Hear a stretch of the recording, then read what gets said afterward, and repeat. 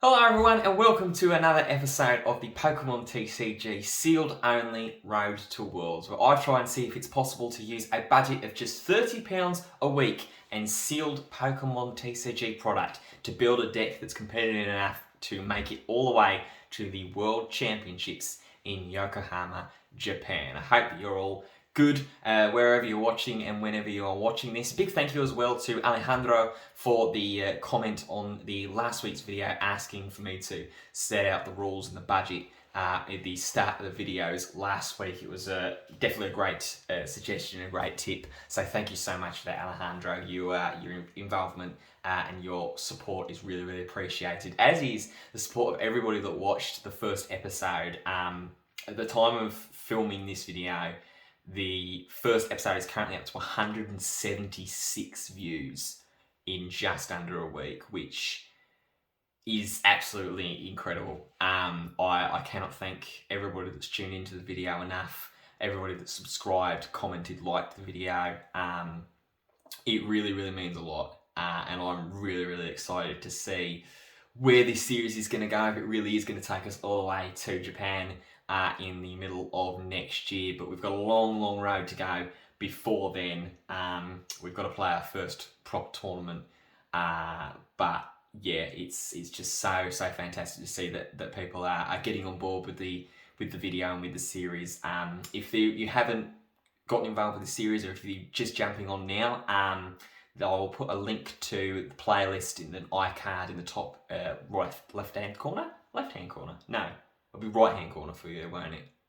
It's there somewhere. I'll put it at the top of the screen so you can go back, watch episode 1, get an idea of the deck that we're starting with, and yeah, share it around with people that you know, friends, family, people that are in your local TCG community, and such. Today's episode is going to be a bit of a different one. I was originally planning on, I said in last week's video that we were going to go and play the Lost Origin pre-release and then use the cards that we got there as eligibility for the deck because it was sealed product, it was within the £30 budget, and I wasn't buying or trading any cards as per the rules of the series. However, the locals that was set to be hosting my pre-release hadn't had their delivery and didn't get their delivery that they were expecting yesterday, so the pre-release has been postponed to a date which I can't make due to personal reasons. So I thought, instead of just going a week without a video, I'd do something a little bit different, because I've had a couple of comments, people reaching out to me personally, either in person or on my Twitter at BenFitsLive. You can go and chuck a follow over there to see what's going on in real time. About they love the idea of the series, but they have never ever seen the Pokemon trading card game. They've not come across it before in terms of playing the actual game and in a competitive standpoint, only just sort of collecting the cards when they were young, as I imagine everybody was introduced to the series and into the game. So I thought that's what I'd use this video for, as a bit of a crash course and a how to play guide. Gives people a little bit of a better idea of the deck as well, so that people can kind of follow along a bit better, and hopefully get more people on board and introduce some people that aren't familiar to the TCG as well. So what I'll do is I'll flip over to the playmat. We're going to explain some of the cards, how they work, what they do, and then show you a bit of the game and a couple of example game states and things like that. So if you're ready for this, then let's jump on board. Okay, so we're at the playmat and we've got some cards here that are spread out that are from the sealed only deck. You see the World Championship sleeves. This is the deck that we have started with and is going to be upgraded and changed throughout the series. So let's start off with, I suppose, the most important cards in a deck, right? And the whole reason this game even exists, the Pokemon. So these are your main route of winning a game of the Pokemon trading card game. You have basic Pokemon, which are just your regular kind of unevolved Pokemon, just like if we actually dip into the deck here, we have Sobble, who is of course the first evolution, the first stage in the Sword and Shield Water starter evolution line. Sobble, Scorbunny, or oh God, I've forgotten what the other one is now. The grass monkey one that evolves into Rillaboom. You know what I mean. So you have basic Pokemon, which have a hit point rating or a health rating, whatever kind of you want to call it. A typing, so Ice Rider Calyrex V here is a water type Pokemon. If their Pokemon are of a different kind of, so if I bring Sobble back again, you'll see that there's nothing really kind of special about Sobble. It's not shiny or anything like that. It's got very, very low health. Whereas Ice Rider Calyrex V here has a higher health point total and is shiny. This is just like, because this card is more, I suppose, powerful is the way to put it. These are what you'll find as your main attackers in a lot of decks. There are decks that do run these kinds of Pokemon as one prize attackers. But generally you'll see more one prize decks at smaller tournaments and things like that. Bigger tournaments will tend to have a lot more of these shiny Vs, V Maxes, and V Star Pokemon kind of running around. Then we get to the bottom of the card after the fantastic artwork that's done by the incredible design team at the Pokemon Company, and you have the attacks. So you've got here Pierce, which does 40 damage for 1 water energy, and then Glacial Lance for 200, which needs 2 water energy, and this symbol right here, which is colorless, so any kind of energy. So it could be water energy, fighting energy, metal energy. There's also some special energy cards that are in the game. This deck doesn't include any at the moment, but I will flash a picture up here of Double Turbo Energy, which provides colorless energy, but at the 2 colorless energy, but at the trade-off of your attack doing 20 less damage. So instead of, say, Pierce doing 40 damage, if I had Double Turbo attached, it would only do 20 with a water energy, of course, because that is the needed amount of energy and the needed cost for it. You then occasionally with attacks will have an extra effect or an extra thing that needs to be fulfilled. So here, discard 2 energy from this Pokemon. So you have to remove 2 energy, which you use here. You can attach one of these per turn to a Pokemon just by either putting it behind or to the side, or just in some kind of way that it can signify that this Pokemon has 1 water energy attached to it. This is how you pay for attacks of Pokemon. Quite similarly to, if those who are familiar with the game Magic the Gathering, they will be familiar with land cards, and then you tap them for mana. This is a similar kind of concept. You need to have the right amount of energy, like you need to have the right amount of mana to play a card. You need to have the right amount of energy to use an attack. Pokemon, of course, can evolve, just like in the regular Pokemon game. So you see here we have the full Sobble Inteleon evolution line from the Sword and Shield era. Once per turn, you can evolve a Pokemon any number of times.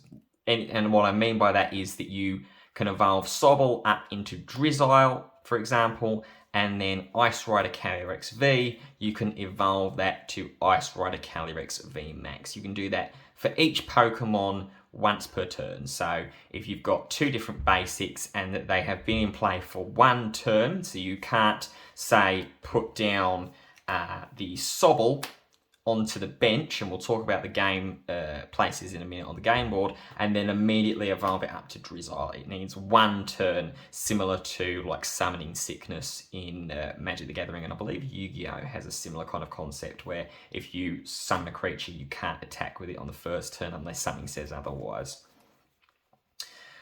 Some Pokemon as well that you'll see with Drizzile have abilities. Now, these come in various different forms. For this Drizzile, you can see there, the start of it says, when you play this Pokemon from your hand to evolve one of your Pokemon during your turn. So what that means is that when it comes to the turn, the Sobble has been on the board for a turn, and you put Drizzile on top of Sobble in order to evolve it, the effect and the ability immediately happens.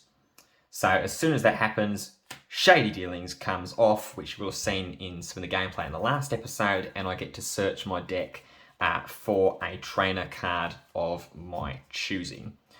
Abilities come in other different formats, like this Inteleon, once during your turn, so it doesn't have to be as soon as I place it onto the Drizzile to evolve.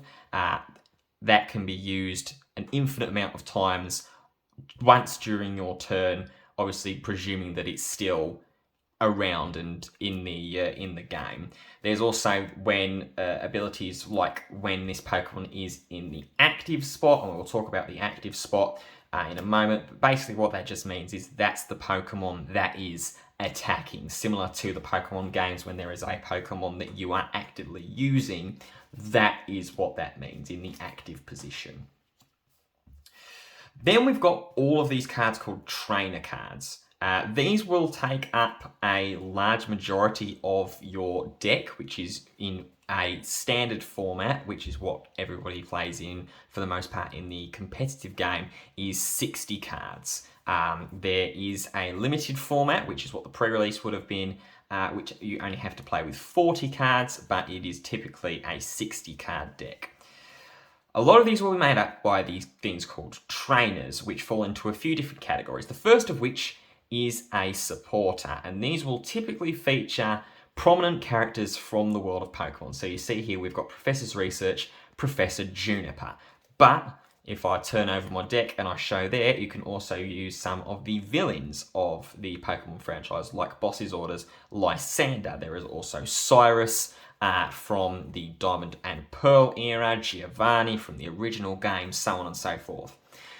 You can only play, and you might see there in the bottom right-hand corner of the card, you may only play one supporter card during your turn. This is typically because these effects are pretty powerful. So you see here, Professor's Research, Professor Juniper, is discard your hand and draw 7 cards. So what that means is that if I have a hand of, say, Professor's Research, Inteleon, and this Water Energy, and I want to play Professor's Research, I have to discard, throw away the other 2 cards that are in my hand, and then draw a fresh 7 cards. You can only use these once per turn, and they are typically very, very important to use, at least to use one of them once per turn. A professional tip and a tip that you'll come to learn, and I'll give you now about supporters, is knowing about what your opponent's doing with supporters. Typically, you want to aim to play, like I said earlier, you want to play a supporter once per turn.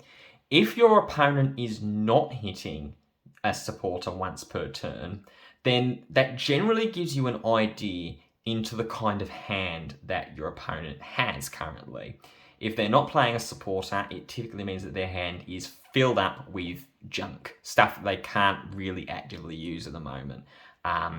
It's typically these cards are used for consistency, to be able to make sure that you are consistently hitting your key combo pieces, hitting the puzzle pieces that you need in order to set up your Pokemon ready to attack and do its maximum damage output.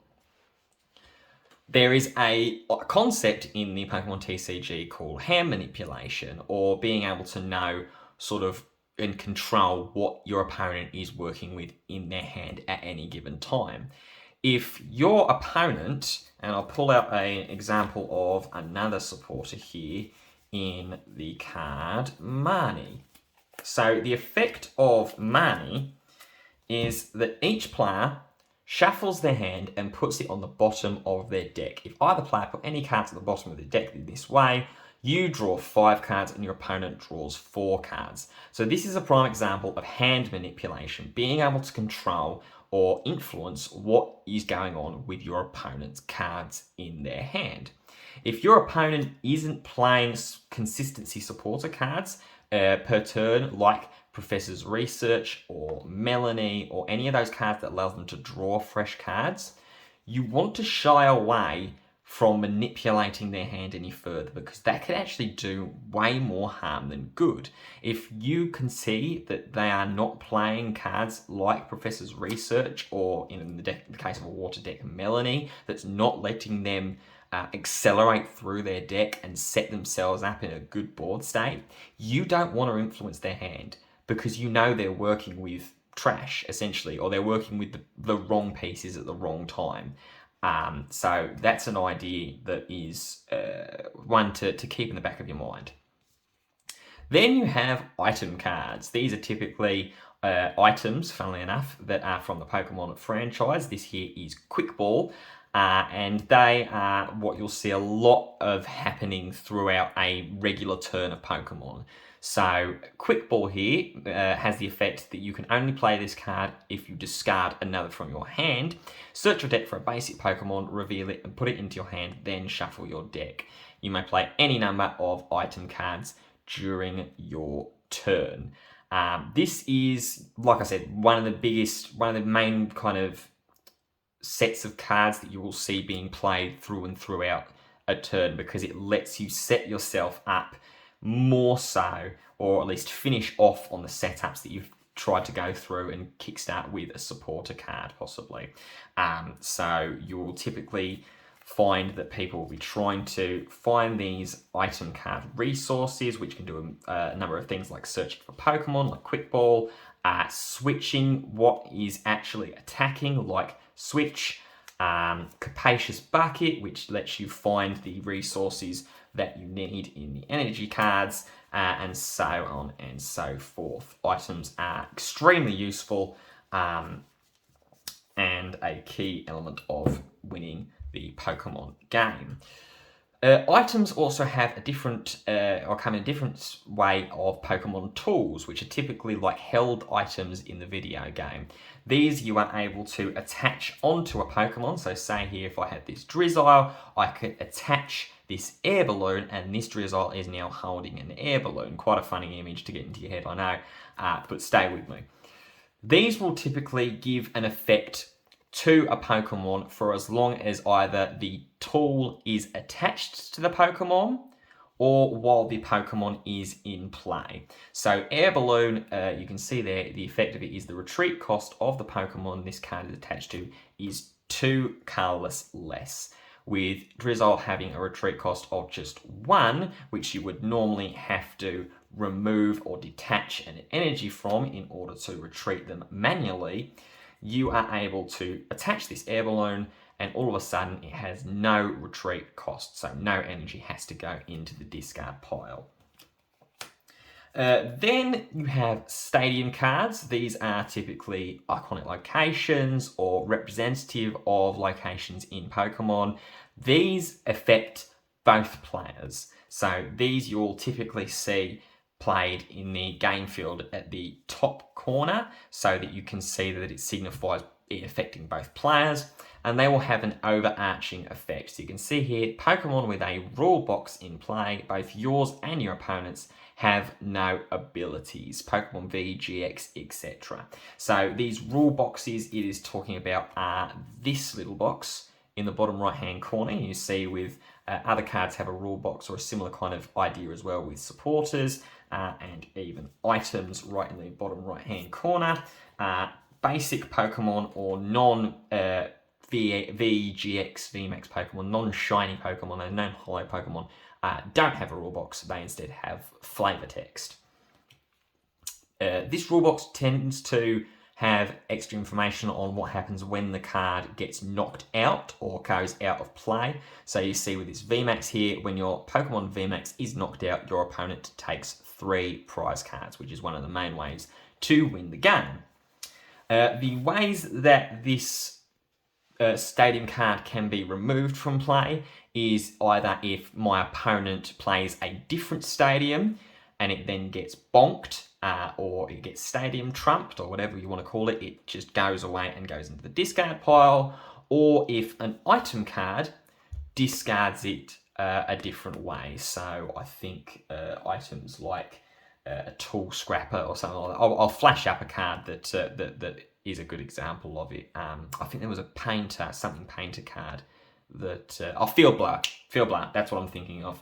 Field Blower you can play that to target the stadium card, and it just gets bonked and put into the discard pile. Right, that's the basics of the cards out of the way. Now let's kind of see how they interact. Okay, so let's talk about some of the different zones and the different parts of a Pokemon trading card game board. So you can see here that there is one Pokemon that's in sort of a top heavy position, and then this Sobble here that's below and kind of in the diagonal to it. This spot right here is the active Pokemon zone, which is simply, as it says, the one that is the active Pokemon, the one that is doing the damage and taking the damage. Just like in the video game, the one that you are using and commanding in the turn-based combat. Across here is your bench space, which is similar to in the video game, the amount of Pokemon that you have in reserve to use. You can have up to a maximum of 5 Pokemon on your bench at any given time in a normal scenario. There are cards that do change that. One of them was a card called Skyfield, which was a stadium card, which extended your bench space from 5 Pokemon up to 8. That will typically be because of a certain strategy of a deck. That was Skyfield was primarily used with a card called Mega Rayquaza EX, the colourless version, which did more damage for the more amount of Pokemon that were on a player's bench. So if you had the maximum 8 Pokemon on your bench, you were doing the maximum possible damage. Then, of course, with any training card, you have a hand. To set up a game of Pokemon, you draw up to a 7-card hand. You can see I've got 5 cards in my hand at the moment. That is for explanation purposes, and we'll get into that for a moment. And yeah, these are basically the resources that you can use at your disposal for your turn. You see these 6 cards that are to the left-hand side of the screen here. These are called your prize cards, and these are drawn face down as soon as you have a basic Pokemon in your starting hand. So what you'll do to set yourself up for a game is that you'll shuffle your deck up, you'll draw your first, second cards, and you'll have a look. So let's actually put Sobble and Ice Rider Calyrex V back into my hand. So I can draw these 7 cards. I'll look at my hand and I see, okay, I have a basic Pokemon, which is indicated in the top left-hand corner of the card. I put that face down in the active spot, and then I draw my 6 mystery prize cards. These prize cards, however, and another competitive tip that I've learned, is that they don't necessarily have to stay secret. What you'll see a lot of professional players do, and a lot of players in the competitive scene do, is do something called prize checking. So if for the first time that they go into searching their deck with a card, say, Level Ball, which says search your deck for a Pokemon with 90 health or less, reveal it and put it into your hand, they will play that, pick their deck, and they will take their time searching through their cards and their deck. Now, 9 times out of 10, they'll have an idea of what card that they want to get beforehand, but what they are actually doing, at least in the first time that they are going through their deck, is something called prize checking. These players that play in these competitive events will know their decks inside and out. They'll know every single card that is in there and every card that shouldn't be in there.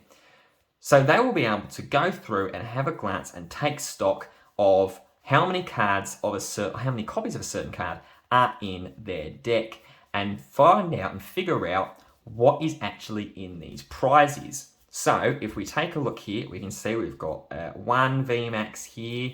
I think I saw a second one as well. If you go through, 2 VMAX there, so we know we're not missing any Ice Rider Calyrex VMAXs. We saw another, or in fact, actually, I beg your pardon, we are missing 1. So you'll see a lot of them, you'll see a lot of players going through their deck, sometimes like I'm doing right now. They will flick cards up just so that it gives them a better visual representation of what they're actually looking at and what they're trying to track. They will check their hand to make sure that they're not miscounting anything in their hand, and then they will take a mental note of saying, right, okay, I know that this deck has 3 Ice Rider Calyrex VMAX copies in it. It is not in my deck, it's not in my hand, one of them has to be in the prizes. And that will be the same for any of these kinds of cards. So it will be the supporter cards that will be able to tell, the item cards, maybe not necessarily energy too much, but because you play, some decks play such an amount of energy that you don't really need to worry about it. I can see here that we're probably missing about 1, maybe 2 water energy at a push. But by that point, you will have gotten your first attack off and you will have taken your first prize cards, and you'll be able to whittle things down yet again. You then, of course, have your discard pile and your deck being what you built and what you use to play the game with. Your discard pile is simply once you've used a card, it goes away into the discard pile. You can recover cards from the discard pile in some instances, and we will show an example of that in a moment. Then there is also, with the new set that's come out, Lost Origin, something called the Lost Zone or the Exile Zone for some other people that have played other different TCGs. Cards that basically have been used and can't be recovered or can't come back. Now let's go through slowly a little bit of an idea of some sort of passages of play and some ways that we can see some of this in action. So at the start of your turn, you will get to draw a card from your deck. So we can have a look through the cards that we have here. So say that this is a second turn and we are able to evolve stuff for argument's sake. And we will have to have a look and see what we actually want to do here. So we can take stock. We see we've got 1 water energy in hand. We've got 2 items in Level Ball and Quick Ball. We have a Professor's Research Supporter, a Path to the Peak Stadium, and an Inteleon. Now, at the moment, this Inteleon isn't doing too much because obviously Sobble doesn't evolve straight up to Inteleon. So first things first, we need to be able to get that Sobble up evolved into a Drizzile so that we can then later evolve it the next turn. So the card that we want to use for that is Level Ball because Drizzile has 90 hit points or less. So we can play that down. We don't have to fulfill any other special conditions like discarding a card or paying any energy costs or anything like that, or discarding a Pokemon, for example. And we can go through our deck and have a look. So we can prize check if we need to, if we feel like that is necessary. You get a maximum of 30 seconds to go through your deck anytime you are searching. And then you can grab your Pokemon, in our case, Drizzile, shuffle our deck, and then put that back. The Level Ball, because it's been used, goes into the discard pile, and then Drizzile goes into our hand. Now, we can use this Drizzile to evolve. So we evolve up, its ability activates because it has fulfilled the condition of being put onto a Pokemon to evolve it, the Shady Dealings, which means we can go and grab a trainer card. So what I'm going to do here is I am going to grab, in this situation, a Capacious Bucket, which allows us to search our deck for up to 2 water energy cards, reveal them, and put them into our hand. Now, for a lot of people as well, if you are playing a card or you're wanting to play a card that means that you search your deck again, you don't always have to shuffle your deck every single time, because obviously you are going to go back into the deck to pick out the cards that you are wanting, and it's not going to influence the game anyway if you are instead trying to then play Professor's Research, which means that you discard your hand and draw 7 cards. Because you've just looked through your deck, you know exactly what 7 cards would come up. So you don't have to worry about shuffling your deck because you are going back in, searching your deck. And that's what a lot of people will say to their opponent in a competitive setting if they are playing something, if they've just played something like using Drizzile's ability, wanting to grab Capacious Bucket, they will say, going back in, meaning I'm going back into my deck, so I don't want to shuffle. Is that okay? And usually players will go, yep, absolutely, no problem. It's kind of like one of those unwritten rules in customs. So we've got Capacious Bucket. We're now going to play Capacious Bucket to search our deck for 2 water energy cards, like that. And now is the point where we do have to shuffle our deck, like so. There you go. And some players will also like to cut their opponent's deck, which is simply just taking a chunk of cards from the top half and putting them in the bottom. It just that way erases any possibility of any cheating, any sleight of hand, any stacking the deck so that you know favourably what is going to be coming up next, or false shuffling or any of that kind of thing. So we've now got this grip full of cards in our hand. Another concept that you'll see a lot of players do, particularly towards the middle to late stages of a competitive game, is a concept called thinning, either thinning your hand or thinning the deck. If it gets to a point where you are in a late game stage, so say that you only need one more knockout, one more attack to reduce your opponent's Pokemon's hit points down to 0 in order to win the game. You know there is a certain amount of resource or a certain combination of cards that you need to draw and hit to be able to win that game. What you will see players do is thin their decks. So get rid of any useless cards in that situation so that they have a higher likelihood and a higher chance of drawing the cards that they need. So let's set up a more advanced board state here. So let's say we've got Ice Rider VMAX, Calyrex VMAX on deck. We've got some water energy in the discard pile. And we've got Evolution Incense. We'll get rid of Quick Ball. I might as well just put Path to the Peak there. And yeah, Inteleon, that should work. I'm just trying to think about... We'll grab a level ball as well. We'll grab a level ball just so. And hopefully this will be able to kind of give you an idea of what I mean about thinning the deck and thinning your hand down. So let's take this situation for example. I've got an Ice Rider Calyrex VMAX that's just used its Max Lance attack. So it has discarded 2 energy from the Pokemon to do the maximum possible amount of damage naturally, which is 250, because as you see here, if you do discard up to 2 energy, the attack does 120 more damage for each card you discarded in this way. So we've just done the Max Lance attack, the turn has been passed back to us, and all we need to do is find the pieces to get another Max Lance attack to happen for 250 damage, and we win the game. So the first thing we do in our turn is draw a card. And we found we have drawn into a Capacious Bucket. So we need a certain combination of cards in order to get the attack off. So the first thing that I am going to do is I am going to use a level ball. And what this means and what it does is that it thins down our deck that 1 extra card further. So I'm going to grab Sobble and put it onto my bench so that it's ready if I want to use it again or I want to get another Drizzile evolution. And then I'm going to shuffle up my deck because I am intending to go back in actually, but it's just force of habit. You can shuffle your deck if you want to, you also don't have to. So I've just used my level ball in order to thin out a card that I don't need to draw or I don't want to draw.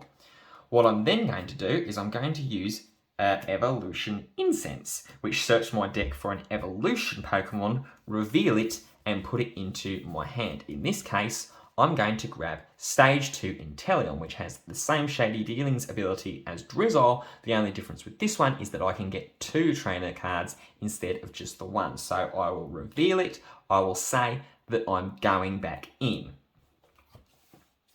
And I'll be going back in with Capacious Bucket in order to get up to 2 water energies. In this case, I am just going to get 1.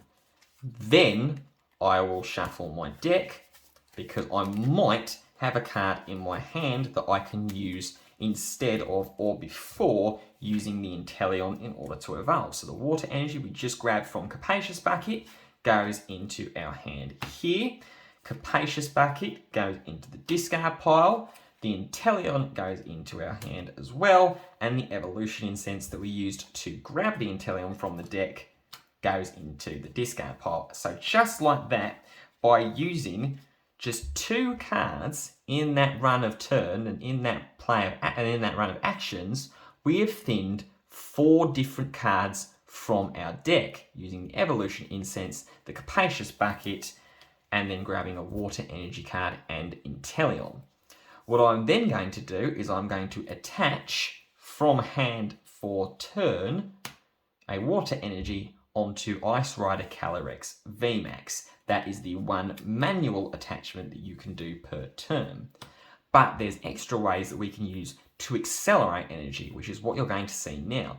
I can use Inteleon, I can evolve Inteleon up from Drizzile and use the Shady Dealings ability to get myself 2 more trainer cards. And we are going to get Melanie to accelerate energy. And then, what do we really want? We don't really need anything, actually. We might as well just get a level ball as well.